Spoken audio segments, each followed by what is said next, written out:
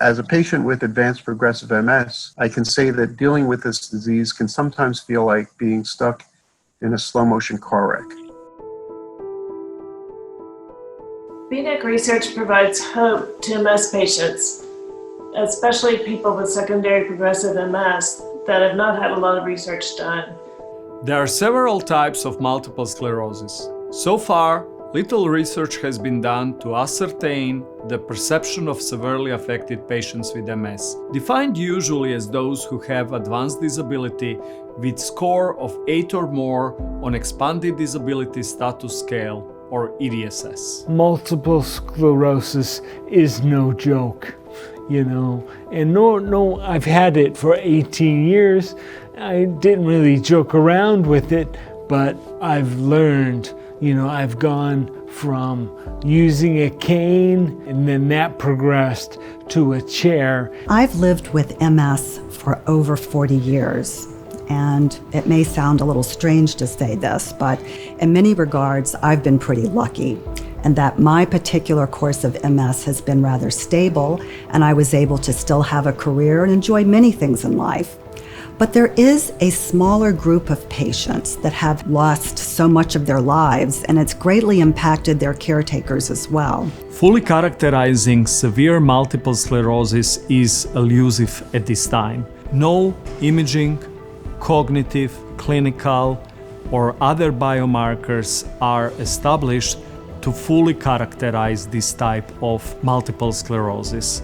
The EDSS defines disability entirely by restricted movement. Yet a person is much more than just physical movement. As exemplified by the now famous Stephen Hawking story, some people that are very physically restricted may have normal or only mildly affected functioning of emotions and cognition. We found a partner in Boston Home, a premier resident facility located in Boston, which hosts about 90 patients with multiple sclerosis. Together with their help, we are going to study this population of severe MS patients and compare them to another population who is located here in Buffalo but did not advance yet to this progression of the disease. So the Boston Home's mission is to provide outstanding care for adults with multiple sclerosis and other neurological disorders. We know that at the Boston Home, these patients are receiving exceptional care. They do such good work. And for me, they're a lifesaver. They gave me my life back.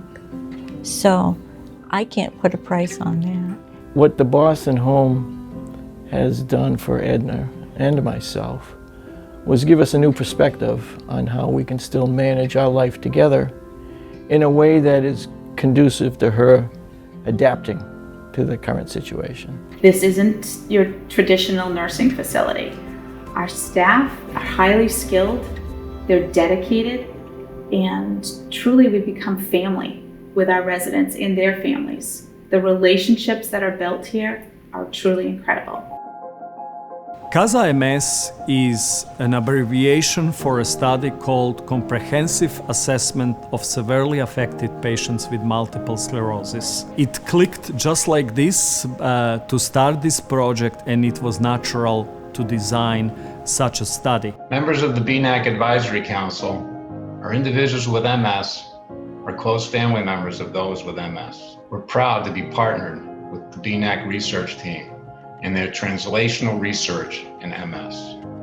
The CASA-MS study is the first study that I'm aware of that is looking at treatment for very severely affected people with progressive MS. This study will target progressive MS patients with advanced disease that usually are not included in any research project. And one thing we really want to look at in this study is to understand how enriching environments like the Boston Home can potentially help the brain to be adaptive, how it can rewire itself and work to work around the disease. The CASA-MS study will be conducted in two separate phases. The first phase of the study will include 60 severely affected MS patients that have previously had an MRI scan. For that, we will have to adapt our wide array of tests in order to better assess their cognitive and physical disabilities. The second phase of the study will additionally perform an MRI scan 12 to 24 months after the initial scan. This will allow us to have both cross-sectional and longitudinal analysis in terms of the relationship between the structural and functional changes in these severely affected multiple sclerosis patients. This CASA-MS study is just going to give us knowledge from a population that's been so dismally ignored since I was first diagnosed in 1988. CASA-MS is saying, these are real people, you could be one of them, but we're here to help. I believe the BNAC and its collaborators are really uniquely positioned to do this type of study. We have incredible clinicians.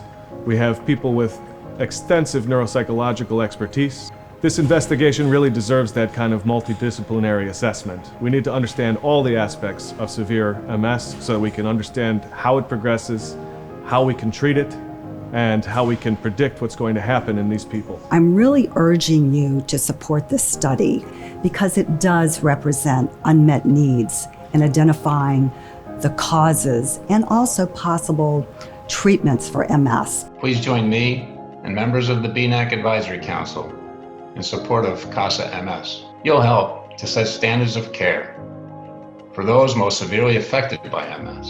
Your support matters. Every dollar counts. Help us make a difference and win this fight against MS. As a family, Tracy and I and our 3 daughters are very interested in advancing the understanding of progressive MS. We're pleased to have been able to help the CASA-MS study research get started and hope others will join us. Without your help, we cannot complete this study.